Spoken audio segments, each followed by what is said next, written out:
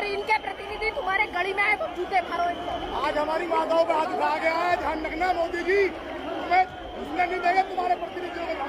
Sir शांतिपूर्ण मेरी दाढ़ी पकड़ के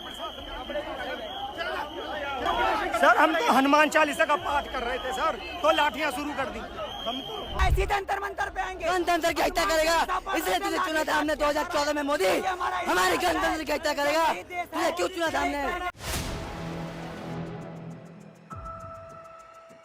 नमस्कार, 4 PM पर आप सभी का स्वागत है। दोस्तों, कल तक दूसरों के प्रदर्शन पर हंस रहे थे, जब पुलिस प्रदर्शनकारियों पर लाठी बरसा रही थी तब तालियां बजा रहे थे और कह रहे थे दिल्ली पुलिस तुम लठ बजाओ, हम तुम्हारे साथ हैं। लेकिन आज तस्वीर बदल गई है। आज वही सवर्ण समाज के लोग जंतर मंतर पर यूजीसी आरक्षण के खिलाफ जंतर मंतर पर इकट्ठा हुए तो शाह की पुलिस ने उन पर एक्शन लिया और प्रदर्शनकारियों को पुलिस ने हटाना शुरू कर दिया।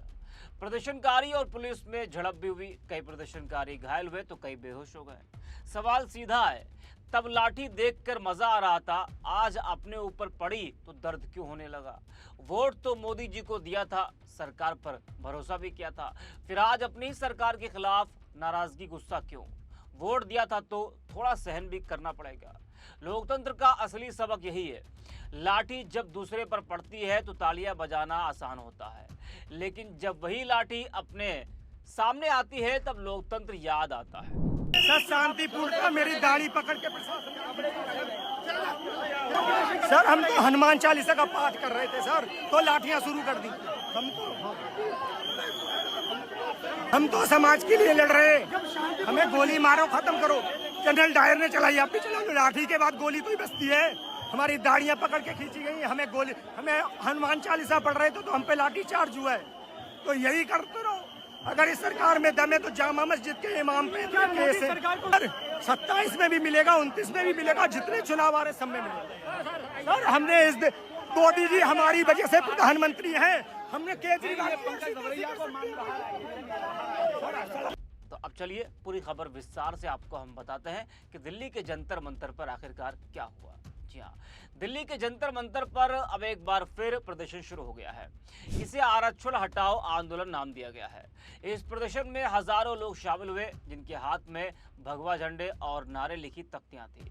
प्रदर्शनकारी यूजीसी के इक्विटी नियमों का विरोध कर रहे हैं। प्रदर्शनकारियों ने तर्क दिया कि छात्रों को शिक्षा, कोचिंग और अन्य जरूरतों के लिए सरकारी सहायता आर्थिक स्थिति के आधार पर मिलना चाहिए, न कि जाति के आधार पर।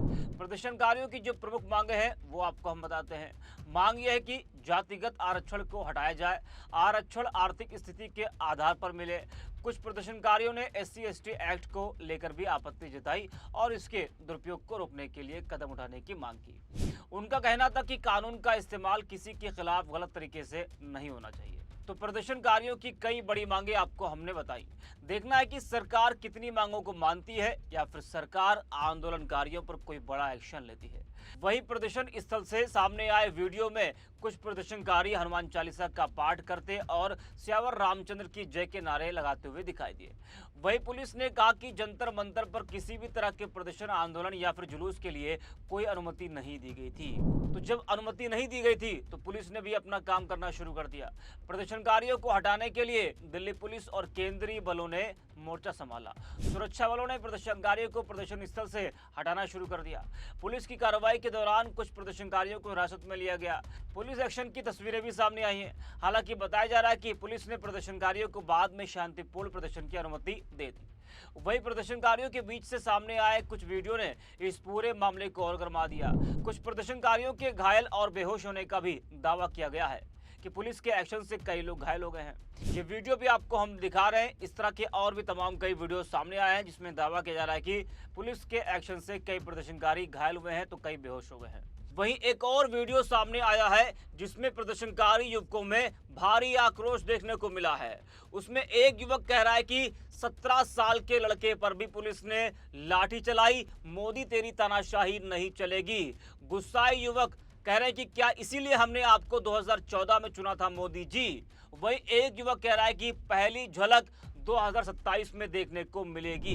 जरा आप भी सुनिए इस पूरी वीडियो को। 10 साल के बच्चे को लाठी मारा गया, मुझे यहाँ लाठी पड़ी है, मुझे क्यों लाठी पड़ी इससे? एक 17 साल के बच्चे को लाठी क्यों पड़ी है? मोदी तेरी जाना चाहिए नहीं आएंगे। महिपाल मकराना जी की टीम आ रही है, दोबारा आएंगे। राज शेखावत चल जाएगा, भूखे पेट साल भर चलेगा, 100 साल तक चलेगा। पहली झलक 2027 में दिखाई देगी। दोबारा इसी जंतर मंतर पे आएंगे। गणतंत्र की हत्या करेगा, इसलिए तुझे चुना था हमने 2014 में। मोदी हमारे गणतंत्र की हत्या करेगा, तुझे क्यों चुना था हमने? तो देखा आपने। अब जरा इस सवाल और गुस्से को समझिए।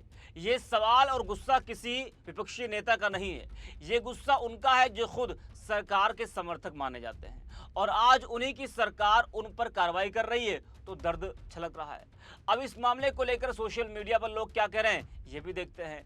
शिवराज यादव लिखते हैं कि आज जंतर मंतर पर रिजर्वेशन हटाओ आंदोलन के लिए सवर्ण समाज ने हुंकार भरी। मेरा उधर से ही जाना हुआ। जंतर मंतर पर लोगों से ज़्यादा दिल्ली पुलिस और राहगीर थे, लेकिन मैंने दिल्ली पुलिस का एक भेदभाव देखा। जो पुलिस छात्र आंदोलन में लाठियों से बातें कर रही थी, वो इनको इज्जत से डिटेन कर रही है। शायद गृह मंत्रालय से यही आदेश हो। कहते हैं कर्मा लौट कर आता है। कुछ दिन पहले ये लोग दिल्ली पुलिस लठ बजाओ हम तुम्हारे साथ है नारे लगा रहे थे। आज राहगीर और सोशल मीडिया पर यही नारे लग रहे हैं, लठ नहीं बजेगा तब तक मजा नहीं आएगा।